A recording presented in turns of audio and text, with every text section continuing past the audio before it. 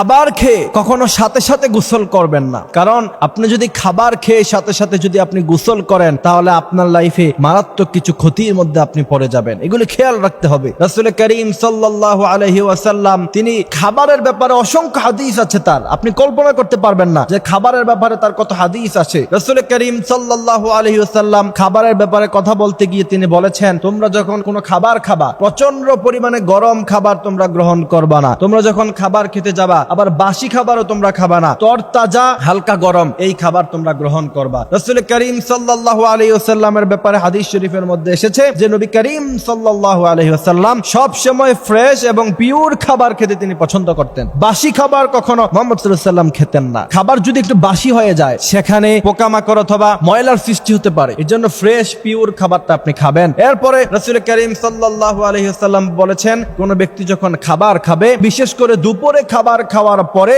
যেই ব্যক্তি সাথে সাথে হাঁটা শুরু করবে, কাজ করা শুরু করবে, মুহাম্মদ সাল্লাল্লাহু আলাইহি ওয়াসাল্লাম বলেছেন ওই ব্যক্তিকে রোগ থেকে কেউ বাঁচাতে পারবে না। আর যদি রাতের বেলা খাবার খেয়ে সাথে সাথে শুয়ে যায় ওই ব্যক্তিও রোগ থেকে বাঁচবে না। এই জন্য মুহাম্মদুর রাসূলুল্লাহ সাল্লাল্লাহু আলাইহি ওয়াসাল্লাম দুজাহানের সরদার, তিনি খাবারের ব্যাপারে কি সুন্দর কথা বলে গিয়েছেন। তিনি বলেছেন, দুপুর বেলা খাবার খাওয়ার পরে তোমরা কিছু সময়ের জন্য কাইলুলা করো, রাতের বেলা খাবার খাওয়ার পরে 40 কদম অথবা কিছু সময়ের জন্য হাঁটো। যদি দুইটা কাজ করতে পারো আর ফজরের নামাজের পরে স্নিগ্ধ বাতাস যদি তোমরা গ্রহণ করতে পারো, মুহাম্মদুর রাসূলুল্লাহ সাল্লাল্লাহু আলাইহি ওয়াসাল্লাম বলেছেন জীবনে কখনো সহজে তোমরা অসুস্থ হয়ে যাবা না। আজকে বাংলাদেশের মানুষের ম্যাক্সিমাম সমস্যা হলো রাতের বেলা খাবার খাওয়ার পরে সাথে সাথে ঘুম, দুপুর বেলা খাবার খাওয়ার পরে সাথে সাথে অফিসে দৌড়। মুহাম্মদুর রাসূলুল্লাহ সাল্লাল্লাহু আলাইহি ওয়াসাল্লাম তা করতে কঠিন ভাবে নিষেধ করে গিয়েছেন। বাংলাদেশের মানুষ গড়ে কম হায়াত পায় কেন? হায়াত তো অবশ্যই আল্লাহ তাআলার কাছে, কিন্তু মানুষের শরীরের অসুস্থতার উপরে আল্লাহ পাক হায়াতের বারাকাত কমিয়ে দেয়। তবে এইগুলি খেয়াল রাখতে হবে। রাসূল করিম সাল্লাল্লাহু আলাইহি ওয়াসাল্লাম যে সুন্নতের কথাগুলি বলেছেন সেই সুন্নতগুলি যদি আমরা মানতে পারি তাহলে আমাদের জীবনটা সুন্দর হয়ে যাবে। আপনি যদি খাবার খেয়ে সাথে সাথে গোসল করেন তাহলে কি হবে? খাবার খেয়ে সাথে সাথে গোসল করলে মেডিকেল সায়েন্স বলছে যে তার হজমে সমস্যা হতে পারে, তার গ্যাস্ট্রিকে সমস্যা হতে পারে। এই জন্য দেখবেন বিশেষ করে খাবার খাওয়ার পরে শরীর কিন্তু প্রচন্ড পরিমাণে ঘেমে যায়। তার মানে কি, আপনি যখন খাবার খেয়েছেন ভিতরে সেটা যখন হজম হচ্ছে শরীর কিন্তু প্রচুর পরিমাণে প্রেসারে আছে, বিশেষ করে গরু গোশত খাওয়ার পরে। এই সময় যে যদি আপনি সাথে সাথে গোসল করেন,